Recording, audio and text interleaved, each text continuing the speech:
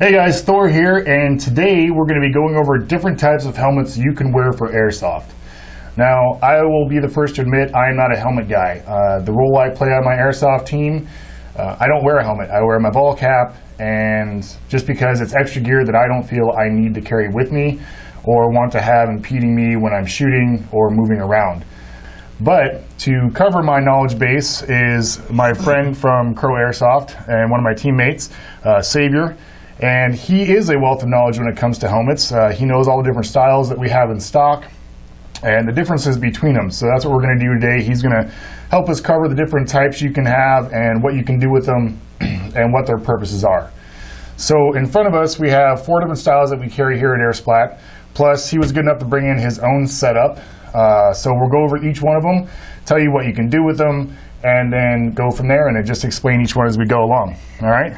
All right, cool. All right, so what is the earliest version of a helmet that we have here? Well, the earliest version that we have, I would say, is the PAS GT, which I believe is this one right here.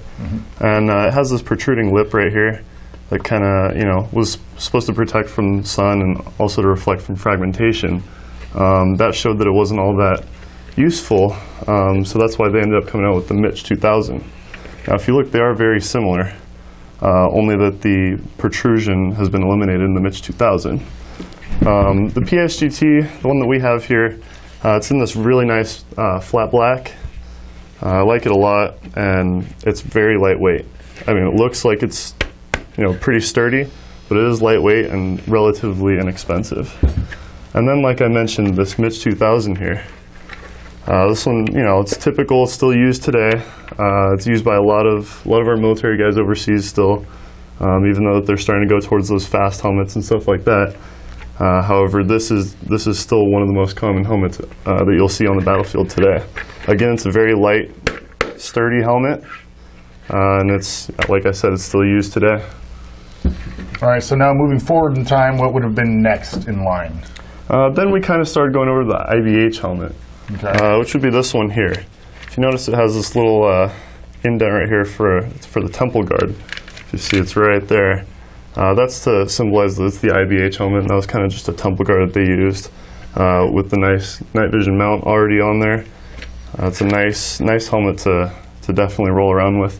Not seen all too much. Every once in a while you'll see it on some SEALs or something like that. But it's starting to get phased out. Right. It's kind of a bulky, heavy helmet. I mean, for airsoft, definitely something great to have, and it does work for impressions, especially the tier 2, tier 1 impressions, stuff like that. Again, very lightweight helmet as opposed to the real steel one, and relatively inexpensive. Because I used to when I used to wear a helmet when I'd play, I actually wore my ACH, and that thing got heavy real fast. Yeah, oh yeah. It's one of the reasons I don't wear a helmet now. Yeah, they've definitely stepped up their game and made these helmets a lot lighter, a lot less cumbersome for you to use. All right. And then as we started getting into the modern era, around the mid to late 2000s, we came out with this helmet. It's originally done by OpsCore, and this is a very nice replica of it by Emerson. This is called the Fast Ballistic helmet. Okay. Very sleek design, very low profile, very lightweight.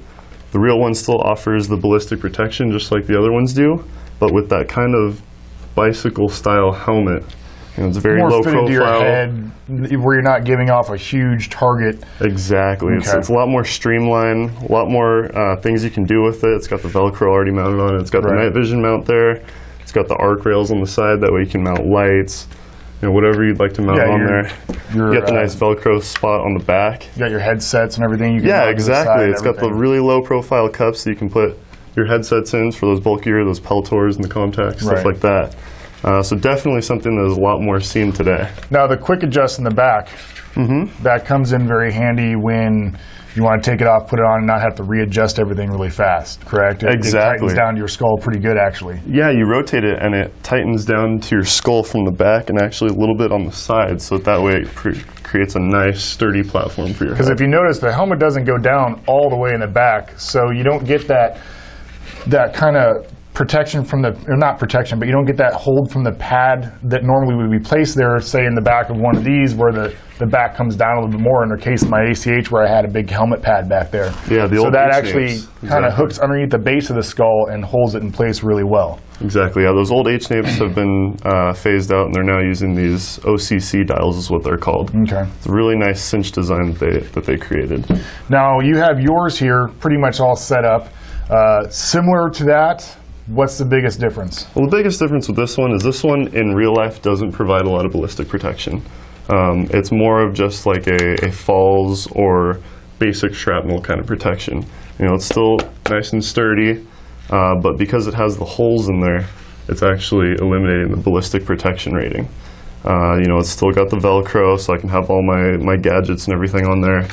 You know, it's still got the arc rails. It even has the quick detach loops for when you clip in your goggles and stuff like that. And you got the infrared strobe on the back, but basically the only difference is that this one has the holes in it. And this one's called the Fast Carbon helmet. Okay. This one is the Fast Ballistic helmet, and then there's even a third one called the Fast Base Jump helmet, where the only difference between this one and that one is that it has the solid base for the night vision that's actually worked mounted into the helmet, into right. the helmet. All right, so the biggest thing between the older styles and what people are going to nowadays is, one, the design of the actual helmet, but then you have the arc rails on the side. So for someone who is possibly already purchased one of these styles, can they have arc rails on those helmets? Of course they can. All of these helmets, they're designed, or actually the arc rails are designed so that way they can integrate into the other helmets.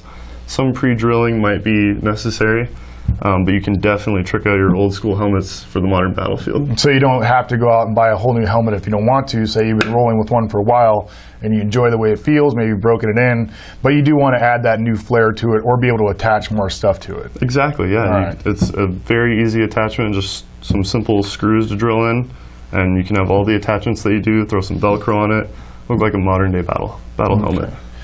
All right, so really, you know, there's a lot of pros to different styles depending on if you're doing milsim and you want to replicate specific military groups. Definitely want to look into which styles those groups are wearing. I know a lot of the just regular line units are still wearing pretty much like Mitch 2000, stuff like that. Exactly. You got a lot of the special ops groups that are going more towards the fast helmets just because, you know, they're more elite and they get more funding, so they get the more expensive toys. Exactly. So really you want to look into who you're trying to replicate and what look you're going for. Again, all these, and you painted yours yourself, right? Oh yeah, I painted mine myself. This one comes like that. That's the actual color base with the snake skin. You painted yours.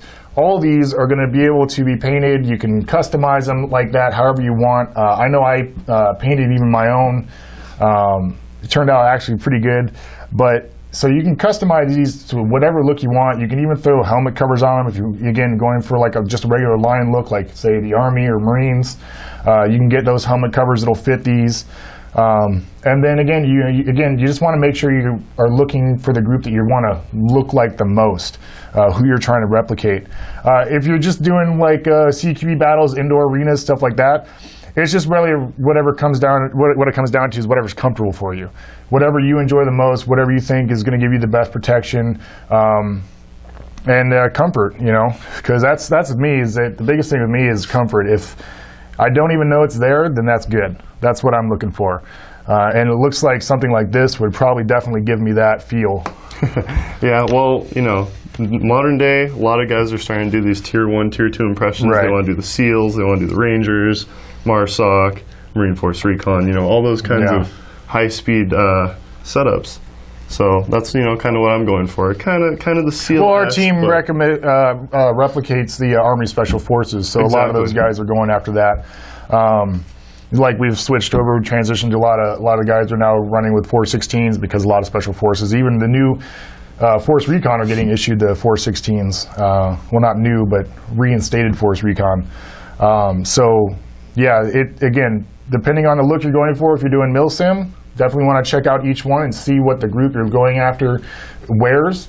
Again, if you're just doing everyday airsoft, or you just want head protection, whatever comes down to whatever you want and makes you feel comfortable wearing. Again, these will give you some protection, bumping your head and stuff like that. They're not really rated for like don't jump off like a first story building head first. I wouldn't even recommend that with any helmet, but you know, if you're going through a low doorway or whatever, these will protect you, and of course from BBs as well. So make sure you go on airsplat.com, check out each of these helmets, see which one works best for you, and go ahead and order up. And I want to thank Xavier for coming out here and working with us and showing me the ropes when it comes to helmets, because I've learned something new along with you guys today. So thank you again, sir. Welcome back anytime. Thank you, sir. All right. All right, guys, make sure you check out these helmets on airsplat.com. I'm Thor with Xavier, and we will see you next time.